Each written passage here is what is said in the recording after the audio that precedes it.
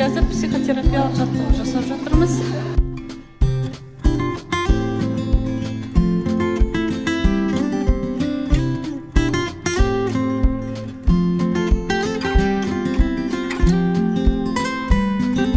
Қазақша йога студиясы Кассык ауылында бүгін біз мерекелік йога сабағы өтіп жатыр. Таңертең йога сабағын өтіп, қазір женский круг.